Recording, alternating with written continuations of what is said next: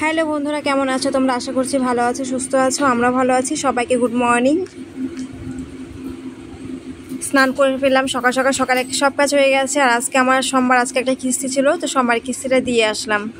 দিয়ে এসে তারপর এই যে একটু লেপাপোছা করলাম, বারান্দারগুলো লেপাপোছা করে এই যে স্নানটা করে ফেললাম। আর আজকে হচ্ছে শ্রাবণ মাসে প্রথম আর কি সোমবার, তো তাতে একটু স্নানটা করে ফেললাম। আর আমি ভাবছি পূজা দিয়ে দিব, তো রিজু আমাকে বলছে যে আমি দিব। আজকে খুব ইচ্ছা ছিল শিবের মাথা জল ঢালা। তো আমাদের পাড়াতে একটা বট গাছ আছে, শিব আছে ওখানটাতে, শিব মন্দির আছে, তো ওইখানটাতে পূজা হবে। এতে সামনে সোমবারে হতে পারে পূজা, তো ওইখানটাতে জলটা ঢালবো। আমি এখন এই যে রান্না করব। সকালে খালি চা খেয়েছি, তো আজকে কিন্তু সকালে আর রান্না করিনি, ভাত রান্না করিনি। তো ভাবছি একবারে পরে ভাতটা আর কি বসাবো। তো এখন এই সিঁদুরটা পরবো, সিঁদুরটা পরে তারপর রান্নাঘরে যাব। তো এখন এই যে একটু মাথাটা আঁচড়াবো, আছে একটু সিঁদুরটা পরবো। তো খোলা চুল, তো অনেকে বলে খোলা চুলে সিঁদুর পরতে লাগে না নাকি। আমার দিদা বলতো যে চুল মেলে সিঁদুর পরতে হয় না। তো যাই হোক, কাটাতে একটু চুলটা আর কি একটু পেঁচ দিয়ে দিলাম। এখন এই সিঁদুরটা পরবো। তো এখন কটা বাজে তোমাদের দেখাচ্ছি আমি কটা বাজে এখন। এই দেখো, এখন বাজে 11:30। একটু জুম করে দেখালাম। এই দেখো 11:30 বাজে এখন। চুলটা একটু খোলা আছে, কারণ ভিজা চুল, তো চুল খোলা নিয়ে তো রান্না করতে পারবো না। খাওয়া মধ্যে চুপ করবে রান্নার মধ্যে, তো চুলটা একটা গাড়া দিয়ে পরে এখানে আমি একটু চুলটা শুকিয়ে দেবো, তাহলে হয়ে যাবে। আর আমি আজকে রান্না করবো, মুগটা রান্না করবো আর পাঁপড় ভাজা করবো। তো রিজুকে বললাম দোকান থেকে নিয়ে আয়গা মুগ ডাল পাঁপড়, রিজু নিয়ে আসছে। এখন এগুলো নিয়ে যাচ্ছি। হ্যাঁ, এই দেখো আবার আছে একটা চানাচুর প্যাকেট। এখন এগুলো নিয়ে যাবো আমি রান্নাঘরে। হ্যাঁ, রিজুকে বললাম যে স্নানটা করে থাকি, স্নানটা করি, ও রিজু পূজা দিবে, তো আমি মোটরটা একটু চালু করে দিই।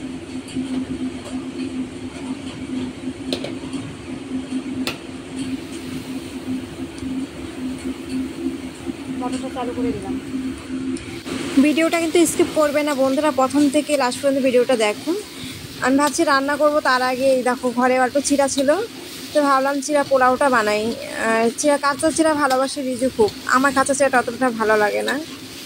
তো এখানে যে পোলাওটা করছি চিড়ার, তোমাদের কিন্তু পুরো ভিডিওটা আমি দেখালাম না, যাই হোক আমি শর্টকাটে দেখাচ্ছি।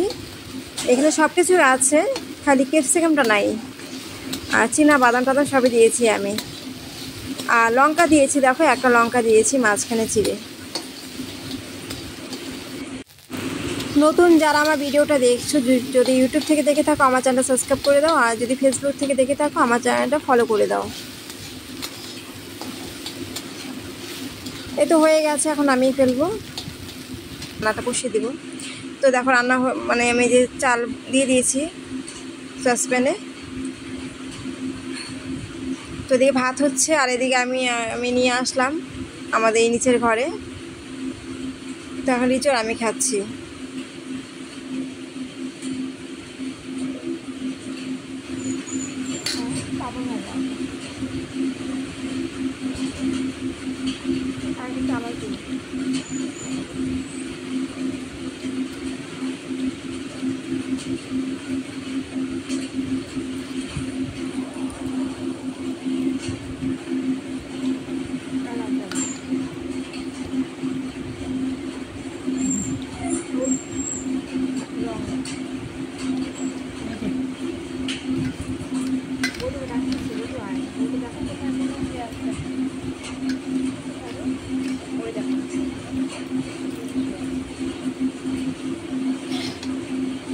কি হয়েছে বলো তো বন্ধুরা? তোমরা ভাবছো হয়তো যে দেখো কড়াইটা পুড়ে গেছে সাইড করে।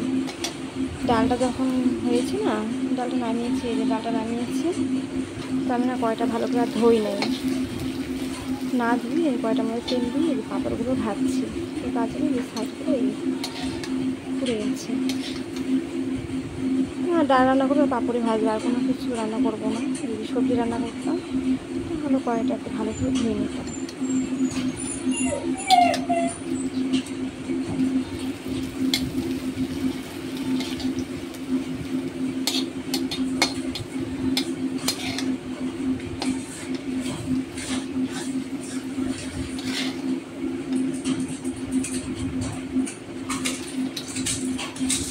লাগছে বলো।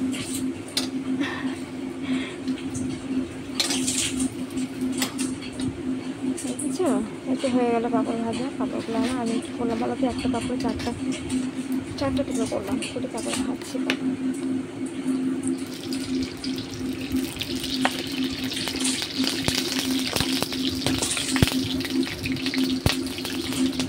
আর মুগ ডাল রান্না করবো, তারপরে এটা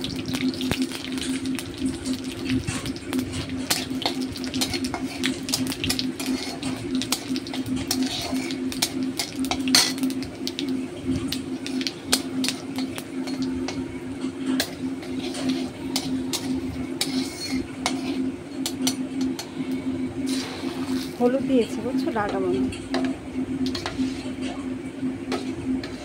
মুগ ডাল করেছি। মুগ ডাল আমি এই যে কচু আর বরবটি দিয়েছি।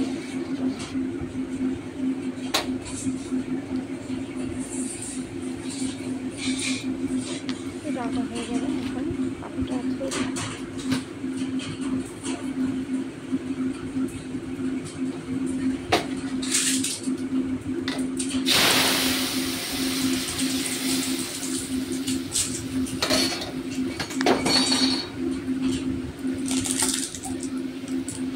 আজ দুপুরে ডাল আর পাঁপড় ভাজা।